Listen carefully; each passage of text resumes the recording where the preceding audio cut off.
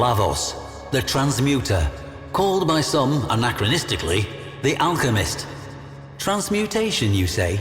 A superstitious process from long ago in which deranged old men heated stinking substances over fires of dung, thinking they could make gold? No. To the Orokin, it was a darkly potent, forbidden science. They were not squeamish nor moral. So what profound taboos must this art have violated?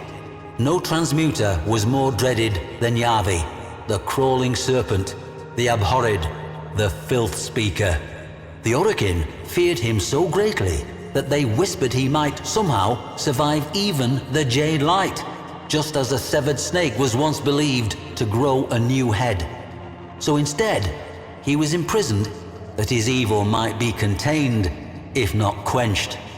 His jailer was a brute of a Warframe named Lavos.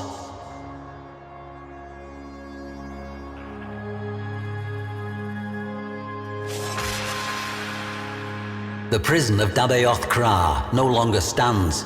Both it and the slumped Venusian mountain peak upon which it stood were long ago obliterated.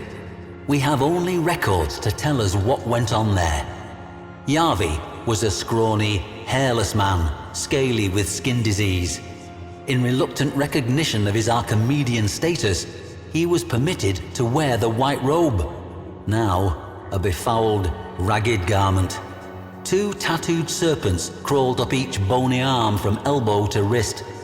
Lavos, we are told, was attentive to his prisoner. He administered the prescribed soup, water, and beatings with the same punctual fidelity. These are recreations of Lavos's own snakes. No mere tattoos, but living, bioferrous exoflesh.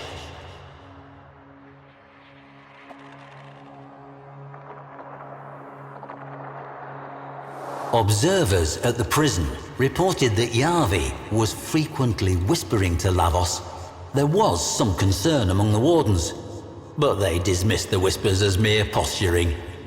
Yavi's cell walls began to fill up with scrawlings, using blood and filth as ink. At first, these were simple symbols, but as time passed, they became more elaborate. It was as if the Archimedean was turning his cell into a demonic temple, baiting his captors. There was even an image of Lavos, resplendent in his cyandana of office, perhaps an attempt at a curse. Lavos was ordered to beat him harder, and duly did so. With the blood on the wall, Yavi drew a snake, an appeal, no doubt, to his depraved idol. Floor washer Bekran Zaft, the sole survivor of Dabaoth Kra, would later tell of how Lavos would stride from cell to cell, weighty shotgun in hand, clubbing and beating as required. The nightmares still haunted her.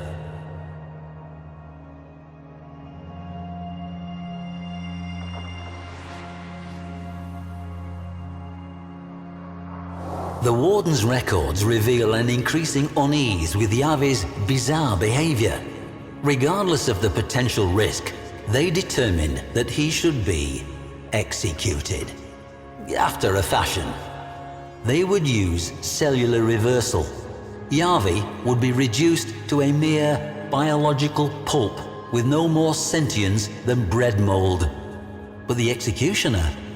No jailer wanted to be the pobber to bell that cavat. So Lavos received this ceremonial helm, along with the power to reconfigure organic matter. He could be their instrument. The walls, floor, and ceiling of the cell were, by now, overwritten with text. Lavos watched over Yavi continually. Bekran Zaft tells us that, curiously, Lavos no longer beat the prisoners in the other cells. Even when the inmates shoved one of their hated fellows into his path, expecting a bloody beatdown, Lavos merely waited for him to get back to his feet before moving on.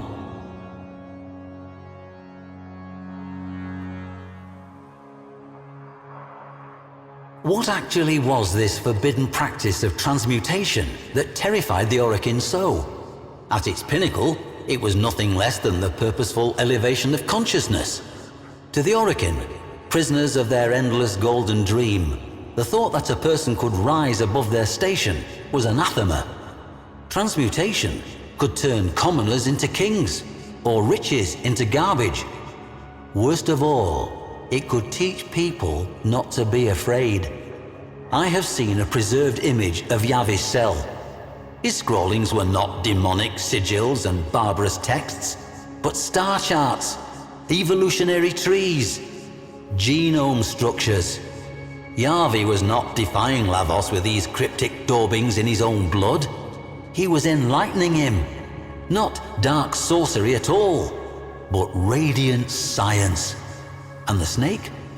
A symbol not of corruption, but of healing. Yavi was a teacher. He might have taught millions. Now he had only one student, but that student was attentive.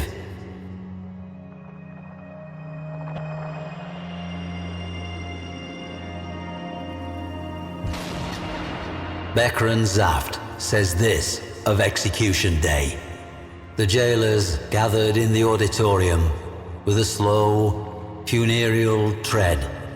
Lavos escorted Yavi to the execution dais. He gently raised a hood over Yavi's head, cobra-like. He turned, then, to face the Orokin warden, shotgun trembling in his mighty hands. The silence, Zaft says, was absolute. But then, from beneath the hood, came a whisper. Yavi had some final words for his student. The Orokin jailer shifted uncomfortably, looked to his functionaries. Would the execution even take place? Lavos gave a stiff bow to Yavi and activated his power. Yavi's skin peeled off in one grisly sloughing. He liquefied into a biological suit. A cheer went up from the assembled jailers. Lavos gathered the remains of Yavi tenderly in his hands. A soft glow emanated from them, as, in one horrible moment, Yavi's Orokin oppressors realized what they beheld. And then, panic. Lavos was transmuting the remains. A twining, living snake seethed up Lavos's left arm. Yavi, transformed, and still, after a fashion, alive, just as they had feared. A second snake coiled around his right arm, this one sprouting from Lavos's own flesh. Then, Lavos leapt into the midst of the assembly, hurling vials left and right, bathing the hapless, screaming jailers and functionaries and their warden in icy vitriol. Not one survived. Not for long, anyway. And Bekran Zaft? Lavos bowed to her and moved on.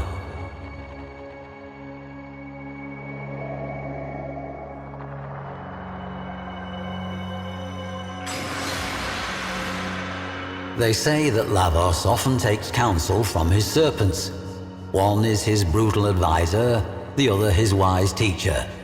Both have their wisdom, and Yavi still whispers to his beloved student. Much like the snake, Lavos is easy to misjudge. The serpents that poison can also cure.